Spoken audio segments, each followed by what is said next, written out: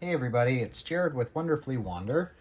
We are dealing with a sink problem today. We have our faucet, and over the years, we are about 3 years into use.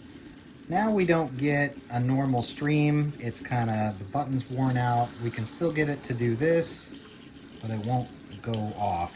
And then now, it won't turn off at all. So we have to fiddle with it to get it to turn off. So our project today is we are going to put in a new faucet. When the RV companies put these together, they don't really put in any shutoff valves, and I'm not sure if they do that because you can turn the water off outside just as easy, but what we're going to do today is we're going to put in one of these. This is a PEX shark bite fitting, and then this threaded end will thread straight into the sink, and then if we turn it on and off, it's just a quarter turn on, quarter turn off, and then so that way if we have any problems in the future, we can turn it off right here and disconnect the sink without having to turn off all the water to the whole unit. Note, this is the same faucet that came with our Momentum, and so definitely been used more than 3 years. It's just we have lived and used it every day for 3 years, so now it's definitely time for that upgrade. We have already taken the time and have moved everything out from underneath our sink in preparation. See here that everything underneath is empty and ready to just pop in that faucet, which is really not a hard install. This is the view underneath the sink where we've just cleaned out. You can see that there is no shutoff valves there. It's just the normal turn off the whole RV. But sometimes it's really nice that as a family that is in here all the time, if something does happen and we need to change anything, those shutoff valves are really nice. So I really appreciate Jared thinking of those kinds of things for our RV. He's our expert in doing these simple changes to help educate all of you. This is our replacement faucet. Notice on the picture here, it shows that it's just mounted in a single point like this. If you happen to have a faucet that has a couple of handle holes over here, most of these come with a plate inside. You can see that in the picture here. And that covers up those holes. So you can do it either way if you like the look of the base plate or if you like the cleaner look of just the single point. We were looking for a faucet that had a good sprayer valve like this one did. This one has an extra feature where it kind of turns off the water restriction for when you're filling up big pots and pans and that kind of stuff. It allows the free, full flowing water to go through and not be restricted. But when you're trying to save water, you still get that benefit of the restricted flow. And we're interested to see how well that will work with RV pressure, because obviously this is a kitchen faucet intended for kitchen use, and you know, RVs are a little different. The first thing that I'm working on is I shut off the water to the unit and I opened up the low point drains for the hot and cold, so these should have very little water left in them. The hoses that connect this on our new one are quite a bit longer, so I'm just going to cut these back about here, maybe cut like 6 inches off, and I'll install the shutoff valves here.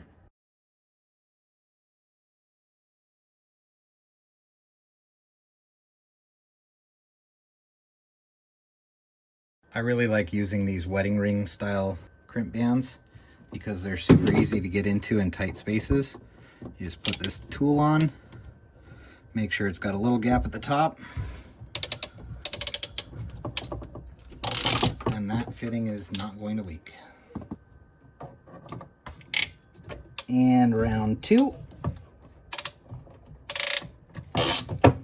Done. These sinks are held in with just a little screw right here where my screwdriver is pointing. So all you have to do is loosen that up and everything will come right out.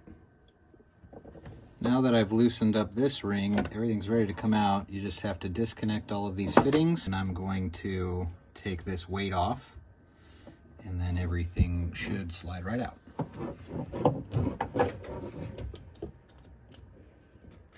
This weight is what makes the hose pull back into. So when you pull this down at the faucet, the weight is heavier than this piece. So that weight that's connected to the line makes that retract back up inside.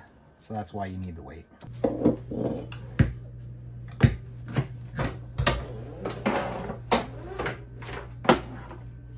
Ta-da!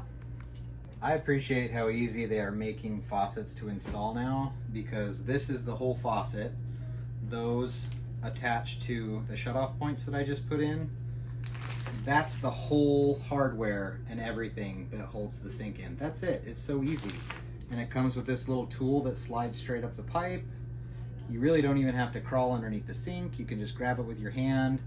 And then they have these little holes in them where you can put a screwdriver through and tighten it. It's so much easier than sinks used to be. Used to have special tools that you had to get up in there and you were laying underneath the sink forever. Now everything just has snap together fittings. Super easy. Here's the plate if you wanted it, and then this sink would just install straight up on top. We don't want that because we don't have the extra holes in the sink. So for us, I just take this one little gasket and it slides over and sits at the base. Those tubes slide straight down. Also, I appreciate that they labeled this hop for me, so I can't screw that up. And that's it. Now you just tighten her down. Now I just put the hardware underneath it, tighten it down, and then I'll feed the hose back through here. Quick fit together, put these water connections back on, and it's done. If you've never installed a sink before, these new sinks are super simple. This is the tool that puts the nut on the underside. This slides up the pipe, and this will fit on the underside of this cabinet top, and it presses the sink fitting to the sink, and this is the nut that holds it together. This is just a plastic guide that helps the hose not get any burrs or anything on it. And then we put the weight on the hose, and that's it. And then kind of make this straight to the sink however you want this. I'm at a weird angle, I can't really see. That looks good. Hold it tight, tight. Got Okay. it? Okay. That's it. That's it. That's it. Now you're just gonna thread the hose. The nice thing about this tool is in order to tighten everything down really tight, I've tightened it down by hand, but it has this slot for a screwdriver, so you can put the screwdriver in there and then you have a ton of leverage without having to have very much space. And then you just give that a nice twist with your screwdriver, and then you're really tightened down.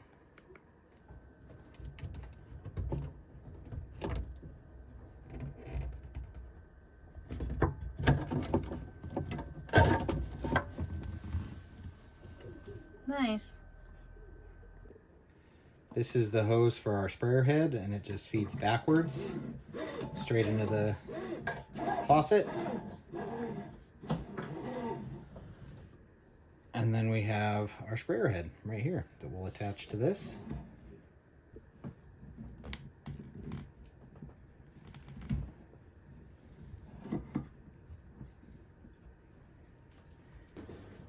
Okay, so this is our hotline, and because these are so long, I'm gonna take this and spin it so that it tucks up behind, and then we're just gonna fit it on right like that. To keep these quarter turn valves from turning around on the PEX, I'm gonna take a crescent wrench here, and the sides of these are flat. So we're gonna put the crescent wrench on there. This is a 5/8 wrench. I'm just gonna give that some turns and tighten everything up with a wrench. And then just go until everything's tight.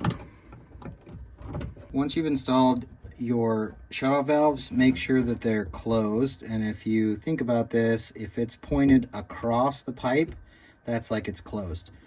If it's in line with the pipe going this way, that's going to let the water flow through. So when we start off, we want to make sure those are closed so we can test for leaks. I'm going to go ahead and hook up this line. This is just a press fitting, and that's all there is to it. You can see this is moving. Now I'm moving the hose underneath the sink, so I want to figure out where I need to put the weight. So we're going to come under here, and they already have a marking right here, which is probably where this weight needs to go. I'm going to put it just a little bit lower because that gives me the maximum clearance. Squeeze it together, close the latch, and now we have our weight. Now when you pull this out, it pulls itself right back in. All right, we just went outside and turned the water back on, and you want to turn your water back on slowly That way it doesn't rush pressure to these fittings. That way if they are a little bit loose, they show early. These have pressure on them, they're all good. Now we're going to take this and slowly, we're going to turn it on nice and slow. Okay, that's pressure hot, nice and slow, pressure cold. Okay, I'm going to test the sink.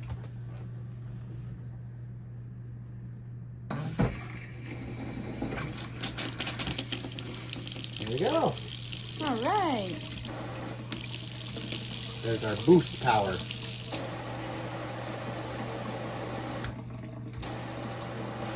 And it does make it a little stronger. Not a ton, but you know, I dig it. We're all set. Hopefully this info helped you out, and if you found this information helpful, please think about leaving us a like and subscribe.